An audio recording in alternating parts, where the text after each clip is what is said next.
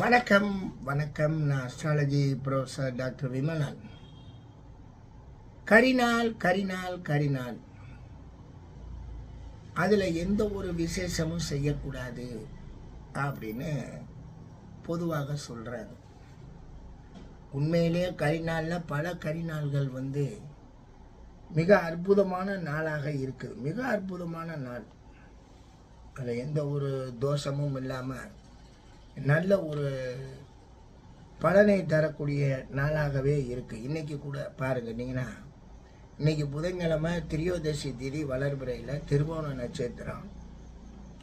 பார்த்திங்கன்னா சித்த யோகம் முழுமையாக, அதாவது திருமண யோகத்துக்கு வேணுங்கிற அத்தனையுமே இருக்குது. எல்லா சுபகாரியங்களும் செய்யலாம்னு சொல்லியாச்சு.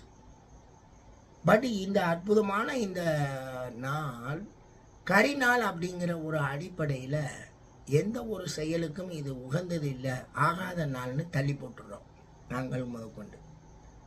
பட் இன்னைக்கு வரைக்கும் நான் சொல்கிறேங்க, இந்த கரிநாள் கணக்கை எப்படி கண்டுபிடிச்சாங்க, யார் உள்ளே கொண்டாந்து விட்டாங்க, எப்படி ஜோதிடத்தில் இருக்குன்னு சத்தியமாக என்னால் கண்டுபிடிக்க முடியலைங்க.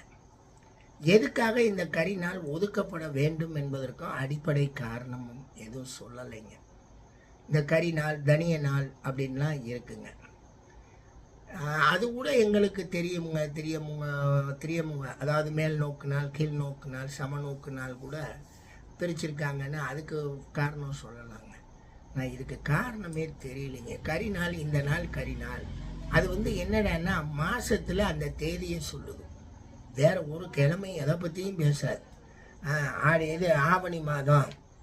ஆவணி மாதம் 9ஆம் தேதி போட்டுரும் கரிநாள் அப்படின்னு. அது 9ஆம் தேதியில் அது என்ன வந்தாலும் சரி, அதை பற்றி அதுக்கு கவலை கிடையாது. நட்சத்திரம், தேதி, யோகம், காரணம் அதெல்லாம் கிடையாது. ஆவணி 9ஆம் தேதி கரிநாள். இப்போ என்ன பண்ண சொல்கிறீங்க? கஷ்டந்தமாக தான் இருக்குது. நன்றிங்க.